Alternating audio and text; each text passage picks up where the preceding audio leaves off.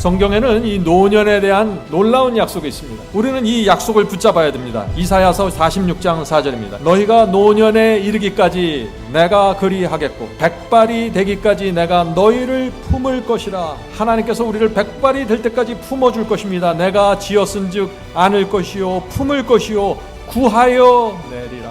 성도 여러분, 그리스도인은 이 약속을 붙잡고 살아야 되는 사람들이죠. 물론 우리는 예수께서 곧 재림하실 것을 믿습니다. 지금 이루어지고 있는 이 재림의 징조들을 보면은 예수께서 앞으로 수십 년 동안 재림하지 않으실 것이라고 생각하기 참 어려운 시대입니다. 인공지능과 AI가 몰려오고 있습니다. 로봇 시대가 왔습니다. 점점 더 인간의 노동력이 필요 없게 되었습니다. 초고령화 시대가 오고 있습니다. 기후 변화와 재림의 징조들이 점점 더 분명하게 나타나고 있습니다. 우리는 앞으로 우리가 한 번도 경험하지 못한 시대를 살아가게 될 것입니다. 들은 적도 없고 본 적도 없는 그런 시대 말이죠. 그런데 우리의 몸이 연약해지고 늙어가는 그 시대가 바로 이 시대가 되는 것입니다. 성도 여러분, 우리가 노년의 삶, 인생의 후반전을 어떻게 살아야 될까요? 많은 분들이 준비가 안 돼 있으면 인생의 후반전, 이 노년을 힘겹게 보내게 될 것입니다. 자, 우리는 오늘 그래서 이 하나님의 약속이 우리의 삶 속에서, 우리의 인생 후반전에서 어떻게 이루어지는지 그 방법을 찾아보려고 하는 것입니다. 오늘 말씀이 중요합니까?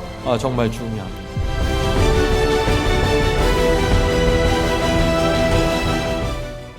인생 8, 90년을 산다고 해도 그 시간 모두 우리 것이 아닙니다. 대부분의 시간은 우리가 하나님과 상관없는 일에 우리가 다 소모하는 것이 인생입니다. 우리에게 그 주어진 시간이 굉장히 짧아서 안개처럼 지나갑니다. 그래서 오늘 우리는 이 인생이라는 이 마라톤에서 반환점을 돌아서 후반전으로 들어가는 그 이야기를 좀 나눠보려고 합니다. 성도 여러분, 이 후반전은 전반전과 많이 다릅니다. 그래서 우리가 준비해야 하는 것입니다. 학자들은 인간의 그 기대 수명에 대한 통계를 냅니다. 기대 수명이라는 말 들어보셨나요? 이 기대 수명이라는 것은 인간이 평균적으로 어느 정도 살 수 있다, 몇 년 살 수 있다 하는 그 기대하는 수명을 말하는 것입니다.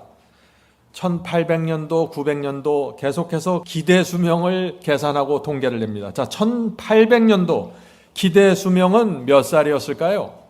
1800년도에는 스웨덴의 경우 39세가 기대 수명입니다. 39세까지 살면은 이 세상을 떠나야 된다고 생각하는 것입니다. 미국은 39세, 일본은 34세. 그래서 세계 전체의 평균 기대 수명은 그 당시 26세였습니다. 1800년도에는 30세가 넘어가면은 꽤 오래 장수하는 것으로 여겨지는 것입니다. 1900년도의 기대 수명은 어떨까요? 스웨덴의 경우 56세입니다. 미국은 47세, 일본은 44세, 세계 평균은 31세입니다. 지금부터 100년 전만 해도 40세를 넘기면 고령화된 것입니다. 왜 그러냐면은 위생이 발달하지 않고 과학이 발달하지 않고 의학이 발달되지 않았기 때문에 인간이 오래 살 수 없었던 것입니다.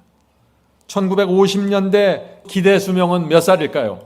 스웨덴은 70살입니다. 미국은 68세, 일본은 61세, 한국은 53세입니다. 세계 평균은 49세입니다. 제가 아주 어렸을 때만 해도 한 동네에서 70세를 넘어가는 분들이 그래서 많지 않았던 것입니다. 자, 2015년도 기대 수명의 통계가 나왔습니다. 기대 수명이 몇 살일까요? 스웨덴 82세입니다. 미국 78세, 일본 84세, 한국 84세입니다. 그래서 우리가 40세를 넘어가면은 이제 인생의 후반전으로 들어가는 그 시대가 된 것입니다. 이 한국의 기대 수명이 수십 년 만에 53세에서 83세로 늘어났습니다. 지난 수십 년 동안 기대 수명이 가장 크게 늘어난 나라가 한국입니다. 세계 10위입니다. 그래서 제가 아는 어떤 노인께서 오래전에 저에게 이런 말씀을 하셨습니다. 나는 노인정에 가고 싶지 않습니다. 100세 아버님이 노인정에 계시기 때문에 노인정에 가봤자 거기서 또 아버지 잔심부름 해드려야 합니다. 나도 이제 80세가 넘었는데 노인정에 가면 형님들이 너무 많아서 어른 대접받지 못합니다. 이것이 현실입니다. 100세를 사는 것이 낯설지 않은 시대가 된 것입니다. 앞으로 이 사회가 어떻게 될까요? 지금 아들이 30세이고 아버지가 60세라고 하면은 30년 후에는 아버지가 90세 되고 아들은 60세가 되죠. 무슨 뜻이에요? 아버지와 아들이 함께 노인으로 살아가는 시대가 된 것입니다. 자, 100세 시대 말은 참 아름답게 들리지만 조금만 더 깊이 생각하면 어때요? 두려움이 밀려오는 것입니다. 긴 세월을 후반전에 살아야 하니까 말이죠. 잘 아시는 것처럼 우리 한국의 고령화는 심각하죠. 이 서구, 미국이나 유럽보다 한국의 고령화가 심각합니다. 왜냐하면 미국이나 유럽은 고령화가 지난 100년 동안 서서히 진행되어 왔습니다. 서서히 경제가 발전되고 서서히 의학과 복지가 발전되었습니다. 고령화도 그래서 서서히 이루어졌습니다. 그런데 한국은 고령화가 급진적으로 이루어진 것입니다. 왜요? 경제가 빠르게 성장했고 의학과 복지가 빠르게 성장하는 것입니다. 그래서 웬만한 병은 죽질 않습니다. 유지시켜주는 것입니다. 계속해서. 그래서 90세, 100세까지 죽기도 힘든 시대가 되는 것입니다. 참, 그래서 앞으로 우리는 우리가 원하든지 원하지 않든지 간에 정말 길게 살아야 하는 것입니다. 그래서 오늘 우리가 나눈 인생의 후반전에 대한 이야기가 중요한 것입니다. 아까 잠시 말씀드렸지만 제가 어렸을 때는 한 동네에 노인들이 많지 않았습니다. 60대, 70대면은 대부분 돌아가셨습니다. 그래서 자녀들도 부모님을 10년, 15년 모시면 의무를 다하고 효자라는 소리를 들었습니다. 그런데 이제는 다르죠. 이제는 60세가 되어도 앞으로 30년, 40년을 더 살 것을 기대하는 것입니다. 그래서 자녀들에게 앞으로 30년, 40년을 나를 모셔달라, 부모를 모셔달라고 요구할 수 없는 시대가 돼버린 것입니다. 자, 이게 무슨 얘기인가? 은퇴하면은 30년, 40년 동안 일하지 않고 살아야 한다는 것입니다. 나이가 들면서 건강은 더 약해지고 돈은 문제가 생기고 경제적으로 문제가 생기는데 계속해서 먹고 살아야 합니다. 어떻게 우리가 이런 문제를 인생의 후반전에 해결해야 될까요? 성경에는 이 노년에 대한 놀라운 약속이 있습니다. 우리는 이 약속을 붙잡아야 됩니다. 이사야서 46장 4절입니다. 이사야 46장 4절. 너희가 노년에 이르기까지 내가 그리하겠고 백발이 되기까지 내가 너희를 품을 것이라. 하나님께서 우리를 백발이 될 때까지 품어줄 것입니다. 내가 지었은즉 안을 것이요 품을 것이요 구하여 내리라. 성도 여러분, 그리스도인은 이 약속을 붙잡고 살아야 되는 사람들이죠. 자, 우리는 오늘 그래서 이 하나님의 약속이 우리의 삶 속에서 우리의 인생 후반전에서 어떻게 이루어지는지 그 방법을 찾아보려고 하는 것입니다. 오늘 말씀이 중요합니까? 정말 중요합니다. 물론 우리는 예수께서 곧 재림하실 것을 믿습니다. 지금 이루어지고 있는 이 재림의 징조들을 보면은 예수께서 앞으로 수십 년 동안 재림하지 않으실 것이라고 생각하기 참 어려운 시대입니다. 인공지능과 AI가 몰려오고 있습니다.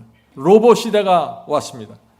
점점 더 인간의 노동력이 필요 없게 되었습니다. 초고령화 시대가 오고 있습니다. 기후 변화와 재림의 징조들이 점점 더 분명하게 나타나고 있습니다. 우리는 앞으로 우리가 한 번도 경험하지 못한 시대를 살아가게 될 것입니다. 들은 적도 없고 본 적도 없는 그런 시대 말이죠. 그런데 우리의 몸이 연약해지고 늙어가는 그 시대가 바로 이 시대가 되는 것입니다. 성도 여러분, 우리가 노년의 삶, 인생의 후반전을 어떻게 살아야 될까요? 많은 분들이 준비가 안 돼 있으면 인생의 후반전, 이 노년을 힘겹게 보내게 될 것입니다. 90년, 100년 동안 항상 건강할 수 없습니다. 90년, 100년 동안 항상 돈이 풍부하고 항상 가족이 모여서 서로 행복하게 모여서 살 수 없습니다. 건강도 잃어버리고 돈도 없어지고 가족도 이런저런 이유로 흩어지고 사라지게 됩니다. 자, 질문을 드리죠. 인생의 노년을 사는 동안 가장 오랫동안 괴롭히는 문제가 무엇일까요? 가장 무서운 것이 무엇일까요? 인생의 후반전에서. 저는 개인적으로 외로움이라고 생각이 됩니다. 젊었을 때도 이 외로움이 문제지만은 나이가 들면서 이 외로움을 수십 년 동안 견뎌내야 합니다. 제가 아는 어떤 어른들은 너무나 외로워서 말이죠. 하루 종일 텔레비전을 크게 틀어놓고 산다고 합니다. 뭔가 가정에서 시끄러운 소리가 필요한 거예요. 찾아오는 사람도 없고 대화할 사람이 없으니까 말이죠. 나이가 들면은 참 많은 일이 생깁니다. 허리도 아프고 무릎도 아프고 몸이 움직이는 것이 불편해집니다. 이빨도 하나하나 빠져나갑니다. 기억력은 점점 더 떨어지고 짜증이 나고 불안해지고 우울하게 됩니다. 내 옆에서 죽을 때까지 잘 챙겨주는 효녀 자녀들이 있으면 얼마나 좋을까요? 그런데 자녀들도 본인들 앞가림 하느라고 참 힘겹게 살게 됩니다. 아무리 자녀들이 많은 사람도 외로움을 그래서 오랜 시간 동안 견디면서 살 수밖에 없는 그 시대가 오는 것입니다. 성도 여러분, 그래서 준비해야 됩니다. 더 늦기 전에 준비하셔야 합니다. 어떤 준비를 해야 되나요? 성품과 신앙의 준비가 되어야 합니다.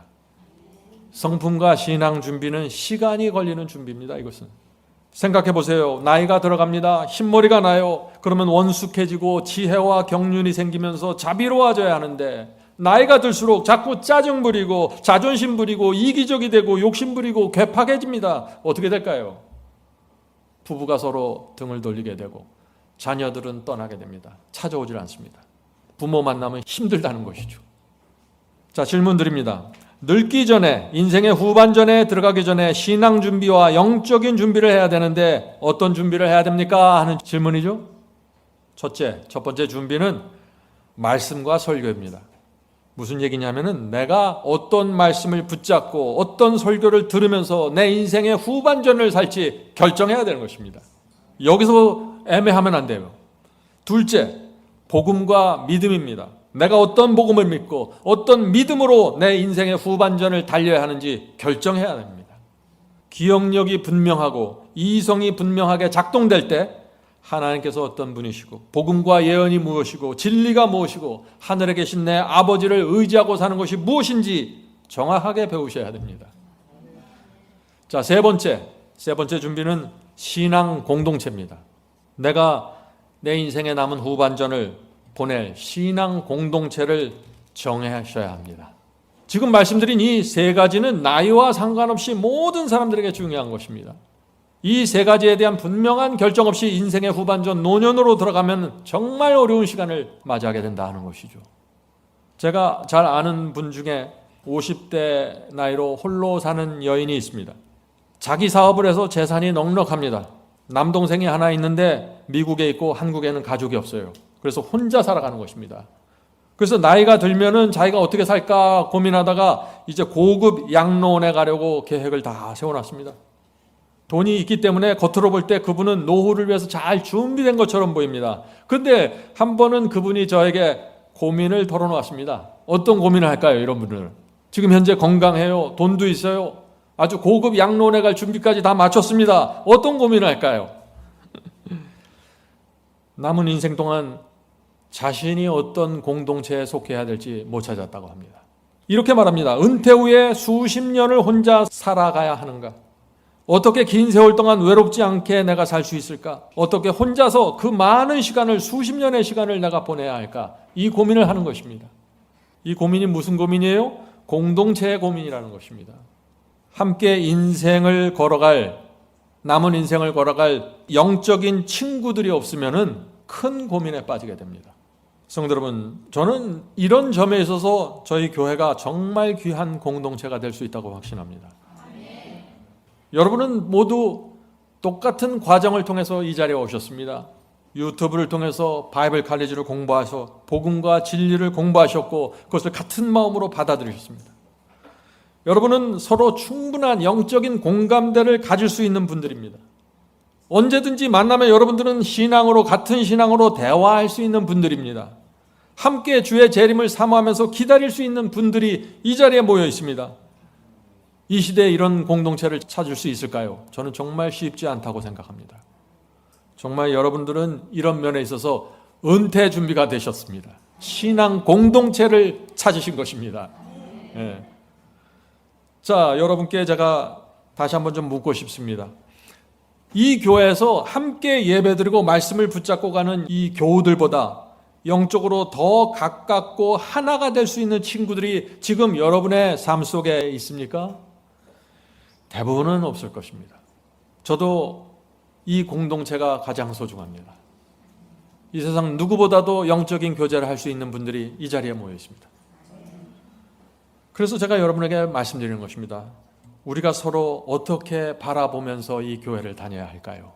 은퇴 준비해서요, 돈도 필요하고 건강도 필요하지만 핵심은 뭐예요? 핵심은 나와 함께 인생의 후반전을 뛸 신앙 공동체입니다. 매주 2번, 3번 만나서 함께 예배드리고 말씀을 공부하고 복음을 전하고 서로 위로하고 봉사하면서 남은 생애를 살아가는 그 신앙 공동체, 이것을 찾아야 하는 것입니다.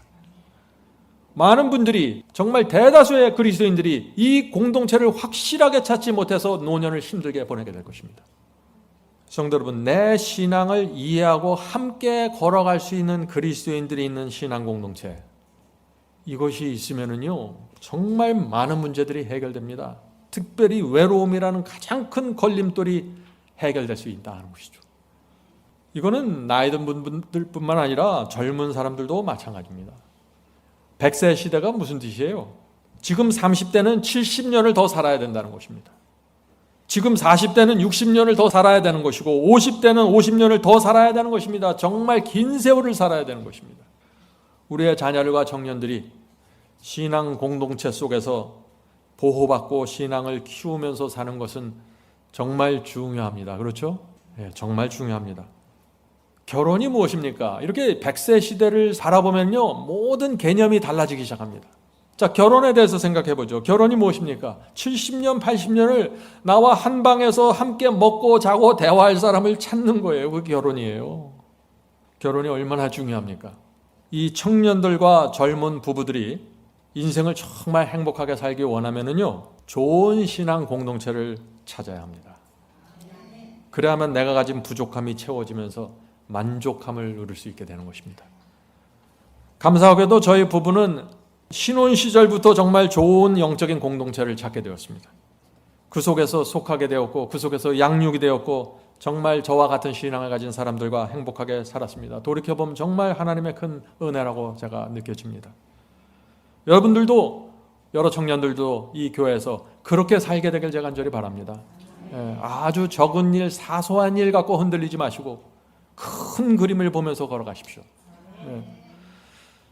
성도 여러분, 앞으로 가면 갈수록 재림의 징조가 분명하게 나타날 것입니다.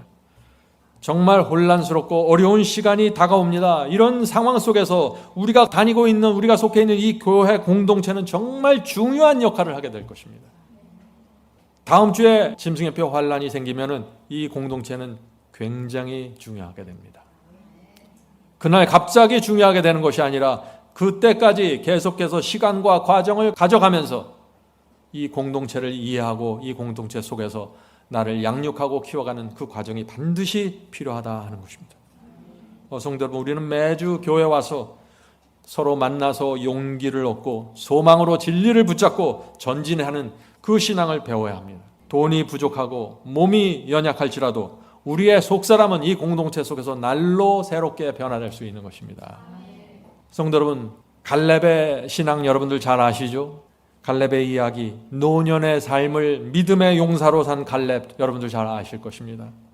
가나안 땅이 정복되면서 12지파들이 이 땅을 분배하는 일을 시작했죠. 그런데 이 갈렙은 그 분배하는 이미 정복된 땅을 마다하고 자신은 새로운 땅, 헤브론 땅을 쳐서 정복하겠다고 주장했습니다. 이 헤브론은 정말 정복하기 어려운 땅입니다. 왜요? 헤브론에는 키가 크고 장대한 그 무서운 아낙 자손들이 살고 있는 땅이잖아요. 그런데 이 85세의 갈렙이 헤브론을 정복하겠다고, 아낙 자손을 정복하겠다고 나선 것입니다. 그 당시 이 여호수아를 제외하고는요, 이 갈렙이 이 이스라엘의 12지파의 최고 고령자 중에 한 명이었습니다. 자, 여호수아 14장에 그 말씀이 있죠? 여호수아 14장 10절부터 12절입니다. 이제 보소서, 여호와께서 이 말씀을 모세에게 이르신 때 이 45년 동안을 여호와께서 말씀하신 대로 나를 생존케 하셨나이다. 오늘날 오히려 강건하니, 자, 나이가 85세가 됐는데 오히려 강건하니 나의 힘이 그때나 이제나 일반이라. 자, 자신은 40여 년 전과 같다고 했습니다. 근육과 힘이 같다는 얘기가 아니라 하나님을 의지하는 힘, 그 믿음의 힘이 같다는 것입니다. 자, 계속해서 읽어보죠. 싸움에나 출입에 감당할 수 있사온즉 그날에 여호와께서 말씀하신 이 산지를 내게 주소서. 당신도 그날에 들으셨거니와 그곳에는 아낙 사람이 있고 그 성읍들은 크고 견고할지라도 여호와께서 혹시 나와 함께 하시면. 자, 이 갈렙이 이렇게 믿음의 이야기를 한 그 배경과 근거가 뭡니까? 여호와께서 나와 함께 하시면, 그것입니다. 갈렙의 근육과 갈렙의 에너지가 이 원천이 아니에요. 여호와께서 나와 함께 하시면 내가 필경 여호와의 말씀하신 대로 그들을 쫓아내리이다. 성도 여러분, 85세에도 이런 믿음의 말을 할 수 있습니다. 하나님의 눈에 이 갈렙의 신앙은 특별했습니다. 성도 여러분, 이것이 노년을 위한 우리의 준비입니다. 우리의 믿음과 신앙이 여호와를 의지하는 신앙으로 가야 되는 것입니다. 나는 날로 연약해집니다. 그런데 여호와를 의지하는 내 신앙은 날로 강해질 수 있다는 것입니다. 자, 민수기 14장 24절 보겠습니다. 민수기 14장 24절. 오직 내 종 갈렙은 그 마음이 그들과 달라서 나를 온전히 쫓았으니. 자, 갈렙이 다른 점이 뭐예요? 갈렙이 다른 점? 근육이 좋았습니까? 아니에요. 하나님을 온전히 쫓았다고 했습니다. 하나님께서 말씀하시면 그 말씀을 붙잡고 가는 것입니다. 나를 온전히 쫓았은즉 그의 갔던 땅으로 내가 그를 인도하여 드리리니 그 자손이 그 땅을 차지하리라. 성도 여러분, 갈렙의 믿음의 비결을 아시겠죠? 갈렙의 믿음의 비결. 오직 내 종 갈렙은 그 마음이 그들과 달라서 나를 온전히 쫓았은즉. 이것이 비결입니다. 이것이 노년을 위한, 인생 후반전을 위한 준비입니다. 성도 여러분, 오늘 하나님을 믿고 신뢰하십시오. 하나님을 전적으로 신뢰하는 그 믿음의 훈련이 필요한 것입니다. 그래야만 노년에 이루어지는 사탄의 여러 가지 공격에서 견딜 수 있습니다. 인생의 후반전에 사탄의 공격이 사라지는 것이 아니에요. 공격의 모습이 다양하게 변화되면서 우리가 처음 당하는 상황 속으로 들어갈 수 있는 것입니다. 자, 늙어가면서 그러므로 우리가 깊이 한번 묵상해야 할 인물이 누구예요? 갈렙이라는 것입니다. 갈렙처럼 늙어가는 법을 배워야 되는 것입니다. 존경받는 노인이 되는 법, 믿음의 사람으로 늙어가는 법, 이것을 배워야만 인생의 후반전, 노년을 살게 되는 것이다. 자, 이제 우리 부부의 문제를 좀 살펴보죠. 나이가 들수록 부부가 중요해집니다. 저희 같은 경우에는 제가 선교기관에서 일했고 자녀들이 또 가정에서 공부하고 홈스쿨 했기 때문에 부부와 가족이 다 모여서 함께하는 시간이 참 많았습니다. 그런데 일반적으로는 그렇지 않죠. 제 친구들과 가끔 만나서 대화를 해보면 참 웃을 수도 없고 울 수도 없는 그런 이야기들을 그 친구들이 합니다. 이 한국의 남편들이 어떻게 합니까? 평생 살아남기 위해서 올인합니다. 열심히 직장 다니죠. 밤늦게까지 일하고 주말도 일하고 승진해서 누락되지 않게 해서 정말 고투합니다. 제 친구들의 이야기를 들어보면 그래요. 수십 년 그렇게 일하다 보면 어떻게 해요? 몇 가지 병들을 갖게 됩니다. 만성질병이죠. 또 가족과의 대화가 끊어진 채 삽니다. 자, 아내는 어떻습니까? 아내도 힘듭니다. 아이들을 키워야 하죠.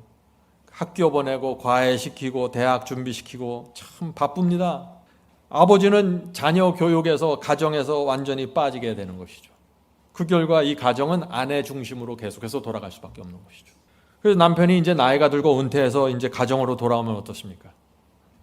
가정에서 겉돌게 되는 것입니다. 참 불쌍한 신세죠. 제 친구들 이야기를 들어보면 참 너무 안 됐어요. 이 남편들이 은퇴 후에 그 남는 그 많은 시간을 어떻게 보내야 할지 몰라서 당황합니다. 자, 이런 상황에서 이제 자녀들이 직장을 얻어서 떠나고 학교 때문에 떠나고 결혼 때문에 이 가정을 떠나게 되면은 가정에 누가 남나요? 두 사람, 부부만 남게 되는 것입니다. 결혼 후에 결혼하고서 수십 년 동안 이 영적인 대화 없이 영적인 교제 없이 살던 부부가 어떻게 돼요? 하루 종일 365일 이제 함께 살아야 되는 것입니다. 어떤 문제가 생길까요? 정말 어려운 문제가 생기는 것입니다. 그래서 이 부부가 이 신앙으로 단단하게 하나가 되지 않으면요, 노년에 큰 위기가 찾아올 수 있다는 것입니다. 여러분들 정말 기도하면서 신앙이 없는 남편과 아내를 위해서 정말 기도하면서 살 시간이 지금입니다. 이 평균 수명이 60세, 70세 이렇게 될 때는 이 늙어도 큰 문제가 되질 않았습니다. 왜 그러냐면 대부분의 이 어른들이 일찍 사망하기 때문에 노인들에게 부부 문제가 잘 안 생겼어요. 그런데 이제는 은퇴하고 부부가 30년, 40년 긴 세월을 함께 살아야 됩니다. 그래서 수많은 문제들이 생기는 것입니다. 사회적으로.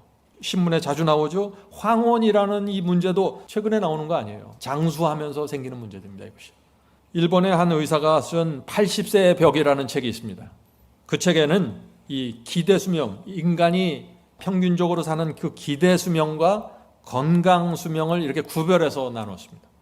한국 사람들의 경우 기대 수명이 84세죠. 그러나 건강 수명은 그것보다 짧습니다. 건강 수명은 남성이 71.3세, 여자는 74.7세입니다. 무슨 뜻인가? 한국 남성은 약 9년, 여성은 12년 정도를 건강하지 않은 상태에서 고생하면서 살다가 사망하게 된다는 것입니다. 약 10년 동안에 이 부부들이 서로 붙잡아주고 기도해주는 그 관계가 이루어지질 않으면요, 참 어려운 상황을 맞이하게 되는 것입니다. 성도 여러분, 그래서 오늘 설교가 중요한 것입니다. 이 문제를 어떻게 해결해야 되는지. 그래서 제가 오늘 강조하고 싶은 것이 신앙 공동체라는 것입니다. 신앙 공동체에는 두 가지가 있습니다. 하나는 부부 공동체이고 또 하나는 교회 공동체입니다. 우리 그리스도인은 이 두 가지 공동체에서 우리의 운명이 결정되는 것입니다. 자, 이 두 공동체, 신앙 공동체, 부부 공동체가 잘 세워지면 어떻게 될까요? 인생은 행복하고 확고한 신앙으로 들어가면서 하나님의 뜻이 이루어지는 것입니다. 자, 질문을 드리죠. 부부가 어떻게 하면 인생의 노년기를 행복하게 지낼 수 있을까요? 참 많이 하는 질문이죠, 요새. 가장 행복한 부부는 같은 진리를 붙잡고 같은 신앙을 향해서 나가는 부부입니다. 다시 말해서 설교를 들으면은 그날 들은 설교에 대해서 마음을 나누는 부부, 성경을 함께 읽었으면 그 성경 말씀에 대해서 같이 교제할 수 있는 부부, 이런 부부가 인생의 후반전을 위해서 잘 준비된 부부입니다. 함께 주의 재림을 기다리는 부부, 함께 봉사하고 함께 헌신하는 부부, 이런 부부는 사탄이 흔들 수 없는 부부입니다. 저는 우리 교회에서 이런 부부들이 계속해서 생기게 되길 제가 간절히 바랍니다. 자, 그렇다면 또 다른 질문이 있죠. 만약 일찍 배우자를 잃었거나 노년의 삶을, 인생의 후반전을 혼자 살아야 하는 싱글들, 혼자 살아가는 남녀들은 어떻게 해야 합니까? 하는 질문이죠. 부부 공동체가 없는 분들이죠.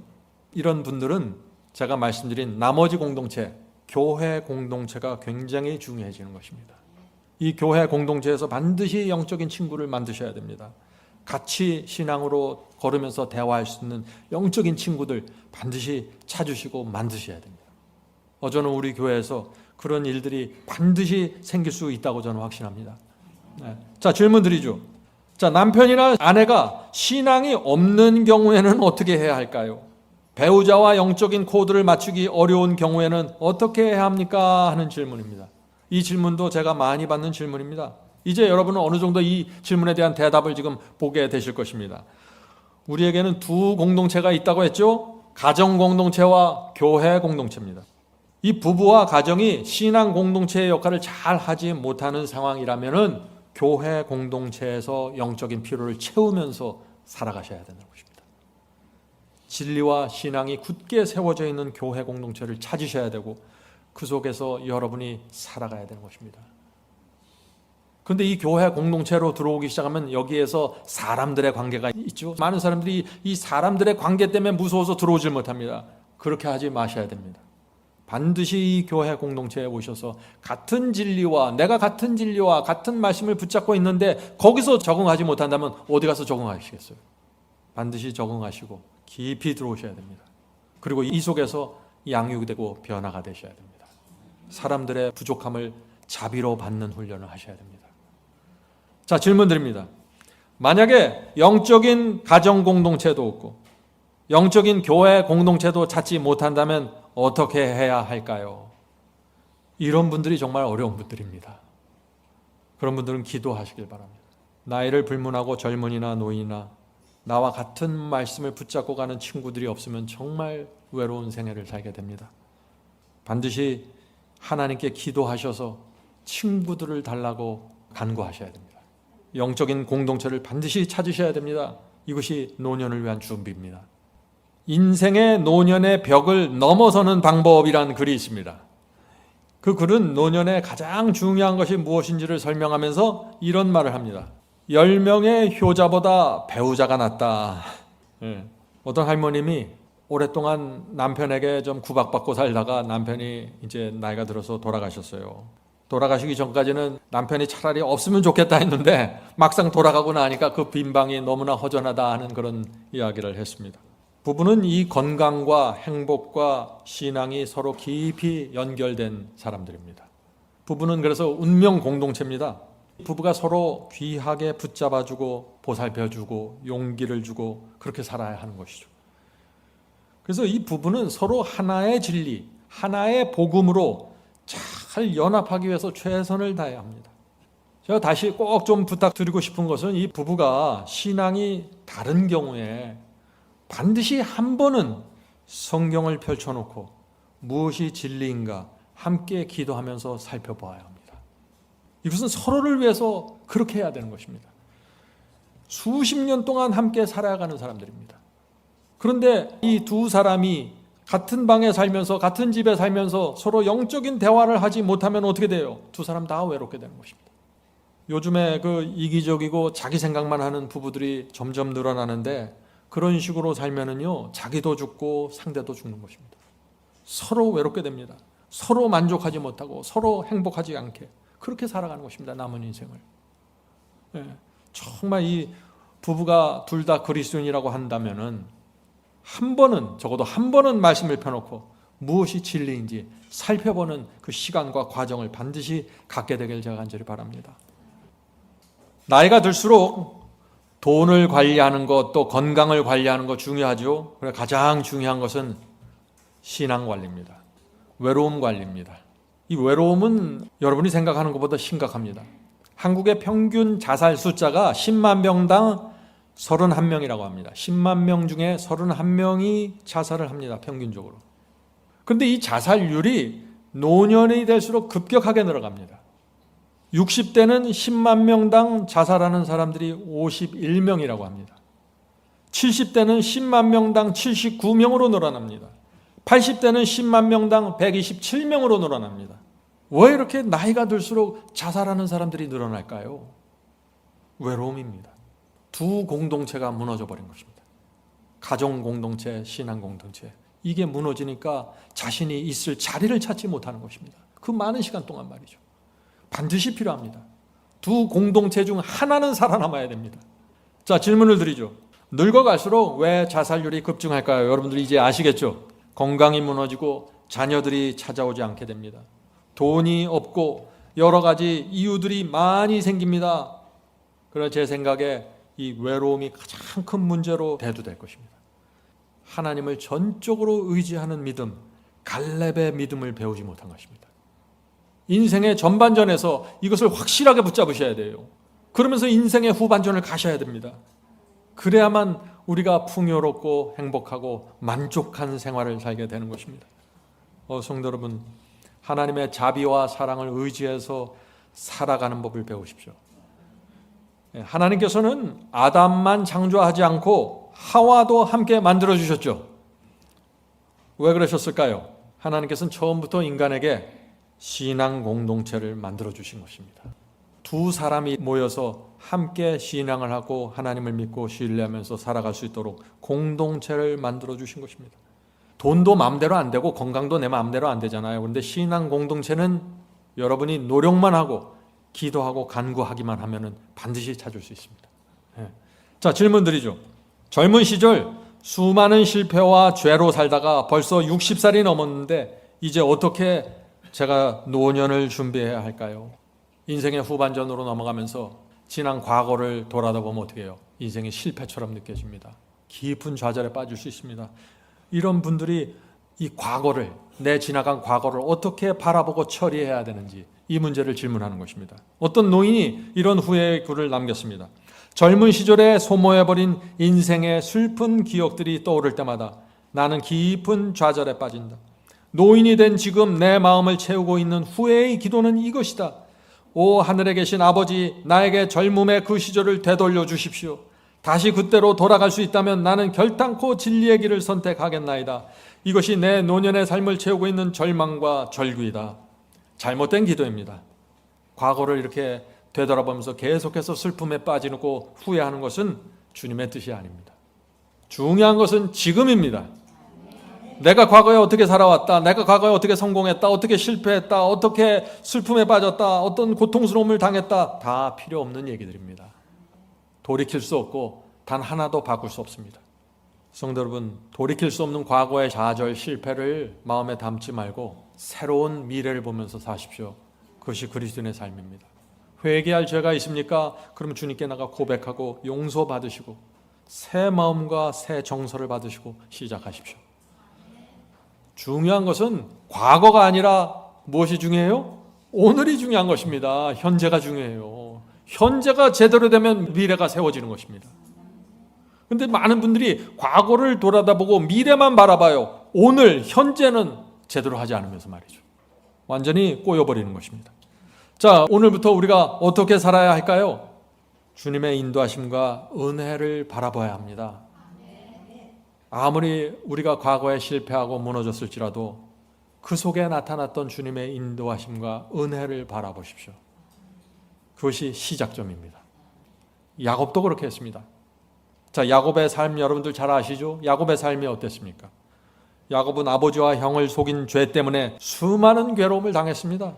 고향에서 도망쳐 나와서 어머니를 다시 볼 수 없었습니다. 여러 해 동안 수고와 염려와 배신과 슬픔 속에서 살았습니다. 사랑하는 여인을 위해서 7년 동안 일했지만 속임당하고 20년을 일했습니다. 얼마나 속상했을까요? 재산이 불어났습니다. 자식들이 생겼어요. 그런데 두 부인이 생겼고 가족 사이에서 늘 불화와 불목이 있었습니다. 야곱의 생애는요, 도무지 감사할 수 없는 생애처럼 보입니다. 야곱의 딸은 어떻습니까? 수치스러운 일을 당했죠. 말하기도 창피한 일을 당한 것입니다. 루벤, 폐륜적인 죄를 저질렀습니다. 형들이 요셉에게 행한 악행은 아버지 야곱에게 큰 고통이 되지 않았겠어요? 야곱은 자기의 죄를 생각할 때마다 괴로운데 이 자식들이 자기를 닮은 모습들이 자꾸 나타나는 것입니다. 얼마나 괴로웠을까요? 이런 식으로 야곱의 생애를 보면은요, 야곱은 절망해야 마땅하고 노년을 외로움과 슬픔과 가책 속에서 살아야 되는 것이 마땅합니다. 그러나 야곱은 승리했습니다. 인생의 그 시련과 슬픔 속에서 야곱은 교훈을 배운 것입니다. 성도 여러분, 여러분의 인생의 전반전에서 깊은 슬픔과 고통과 좌절이 있었습니까? 교훈을 배우시면 됩니다. 하나님께서 우리를 보시는 것은 성공과 실패가 아니에요. 너희가 교훈을 배웠는가? 그것을 보시는 것입니다. 그러면서 주님의 인도를 따라가는 것입니다. 야곱은 인생의 시련을 통해서 교훈을 배웠고 하나님을 의지하는 사람이 되었습니다. Patriarch and Prophets 234페이지에 이런 말씀이 있습니다. 이제 야곱은 자기를 의지하는 정신도 인간의 능력이나 교활한 꾀를 의지하는 마음도 없었다. 야곱은 배운 것입니다. 자신의 생애 속에서 자기를 의지하는 정신, 얄팍한 꾀를 갖고 무엇을 만들어내려고 하는 정신들, 내 노력으로 내 생각으로 무엇을 만들어내고자 하는 이런 모든 것들을 다 버렸다고요. 교훈을 배운 것입니다. 성도 여러분, 우리도 우리 인생에서 쓰러졌던 죄들과 실패를 통해서, 시련을 통해서 배워야 하는 것입니다. 두 종류의 사람들이 있는 것입니다. 과거에 쓰러진 슬픔과 실패와 시련을 맨날 기억하면서 고통스럽게 후회하면서 사는 사람들이 있는가 하면 똑같이 고통스럽고 슬픈 생애를 살았지만 그 속에서 교훈을 배우고 하나님을 의지하는 신앙으로 나가는 사람들이 있는 것입니다. 두 종류의 사람들이 있는 것입니다. 자, 계속해서 읽어보죠. 하나님만이 그의 야곱의 보존자이셨고 후원자셨다. 과거의 불행한 세월에 대한 불평도 없었다. 그의 인생의 순례 행로 내내 그와 함께 하셨던 하나님의 은혜와 자비만이 기억에 떠올랐다. 야곱은 자신의 실패를 주목한 것이 아니라 그 속에서 나타난 하나님의 자비와 용서와 섭리와 은혜를 바라본 것입니다. 성도 여러분, 야곱의 이런 믿음 때문에 야곱의 인생에서 승리하게 된 것입니다. 인생의 후반전이 무엇입니까? 하나님께서 우리 인생에서 승리하시는 중요한 시간입니다. 무덤 속에 들어가기 전에, 은혜의 시간이 끝나기 전에 하나님께서 우리 생애 속에서 승리를 거두셔야 됩니다. 이 사람은 내 것이다라고 확증을 하셔야 돼요. 그것이 우리의 노년에서 이루어지는 것입니다. 정말 중요하죠. 우리의 노년도 야곱처럼 돼야 된다 하는 것이죠. 제가 다시 말씀드리지만 젊었을 때의 슬픔과 고통과 실패를 노년까지 끌고 가면서 후회하지 마십시오. 그건 주님의 뜻이 아닙니다. 많은 사람들이 그렇게 살고 있지만 그리스도인은 그렇게 살면 안 됩니다. 눈을 돌려서 나를 여기까지 인도하신 하나님의 자비와 은혜를 바라보십시오. 거기서 여러분들이 치유되고 회복이 되는 것입니다. 187페이지 계속해서 읽겠습니다. 때때로 그리스도인은 자신의 생애를 돌아보면서 시련종에 붙드시고 모든 것이 어둡고 험악하게 보일 때 그의 앞에 길을 열어주시고 힘이 쇠할 때 그를 소생시킨 하나님의 귀한 구원을 감사함으로 회상해야 한다. 인생 걸어온 길을 되돌아보는 일을 하셔야 됩니다. 그런데 어떻게 바라보는가가 중요하다는 것입니다. 지금 이 야곱은 참된 그리스도인들은 어떻게 바라봐요? 내 인생 속에서 이루어지는 하나님의 인도하심과 섭리와 구원을 감사함으로 바라보는 것입니다.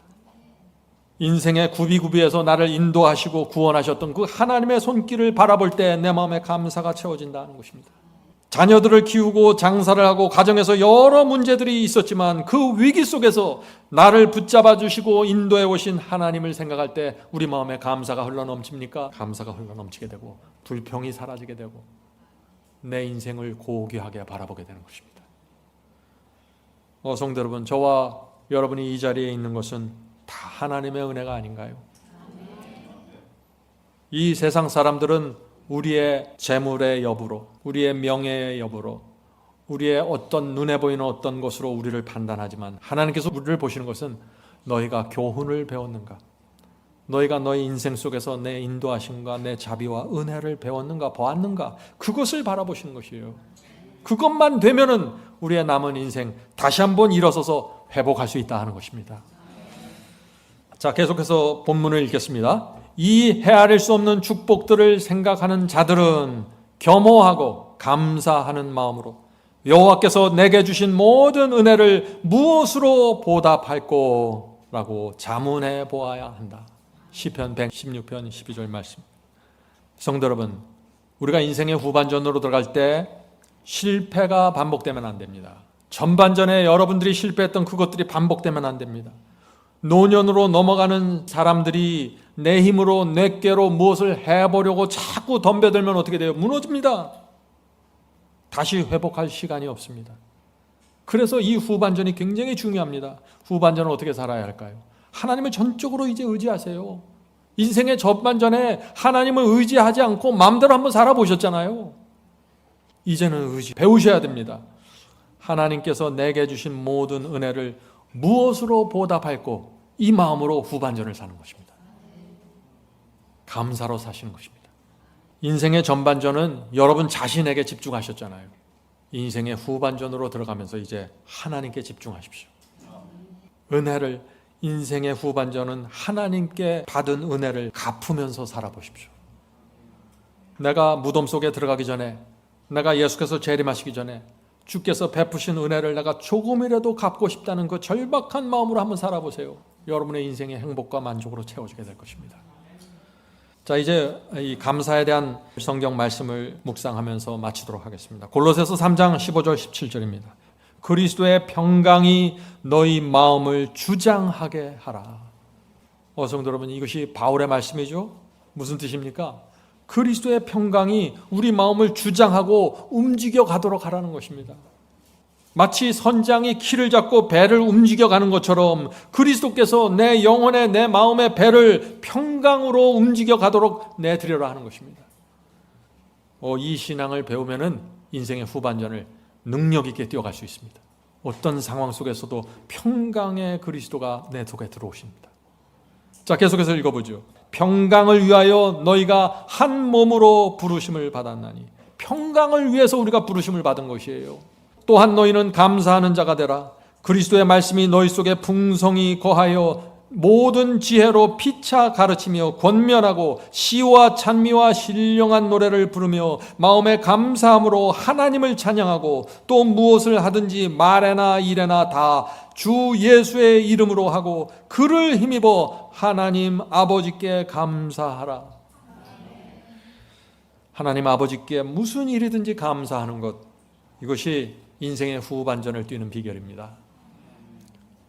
나이가 들어서 머리가 허해지는데 이제 사람들이 볼 때 다 나를 노인으로 보는데 지하철에 타면 자리를 양보해 주는데 사람들이 지금 내가 시기하고 불평하고 짜증내고 화나고 초급한 모습으로 살면은 젊은 사람들이 나를 어떻게 보겠어요? 존경과 존중이 사라지게 됩니다. 나이가 들면서 그런 모습으로 살면은 자녀들도 부모를 피하게 됩니다. 부모를 잘 찾아오기 싫어합니다. 성도 여러분, 그래서 머리가 휘어지고 가면은 내가 자비와 감사로 사는 법을 배워야 하는 것입니다. 하나님을 의지하면서 넉넉하고 풍요롭게 사는 방법을 배워야 되는 것입니다. 이거는 재산과 건강과 상관없이 이렇게 살 수 있는 것입니다. 이것이 준비입니다. 자, 역대상 29장 13절입니다. 우리 하나님이여 이제 우리가 주께 감사하오며 주의 영화로운 이름을 찬양하나이다. 저는 이 말씀에서 이제라는 단어가 중요하다고 생각됩니다. 과거에는 감사하지 못했을지라도 이제는 주께 감사하며 주의 이름을 찬양하는 신앙으로 살아갈 수 있습니다. 과거를 통해서 교훈을 배운 사람들은 살아갈 수 있다는 것입니다. 이것이 노년을 위한 준비입니다. 이제 시편 28편 7편입니다. 시편 28편 7절. 여호와는 나의 힘과 나의 방패시니 내 마음이 저를 의지하여 도움을 얻었도다. 그러므로 내 마음이 크게 기뻐하며 내 노래로 저를 찬송하리로다. 성도 여러분, 노년을 위한 준비가 무엇입니까? 여호와께서 나의 힘과 나의 방패가 되신다는 것을 믿는 것입니다. 이것이 준비입니다. 이 준비가 이루어지면 우리 입에서 기쁨과 찬송이 흘러나오면서 인생의 후반전을 넉넉하고 풍요롭게 능력 있게 걸어갈 수 있습니다. 성령께서 우리 눈을 열어주셔서 인생에 대한 하나님의 계획을 보게 되기를 제가 간절히 바랍니다.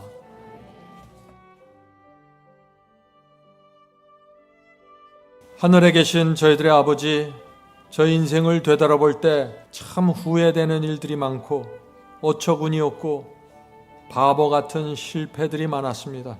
주여, 그러나 이 시간에 저희가 저희의 실패를 보는 것이 아니라 그 속에서 주께서 보여주시는 교훈을 보기를 원합니다. 주여, 저희 인생을 다시 세워주시옵소서.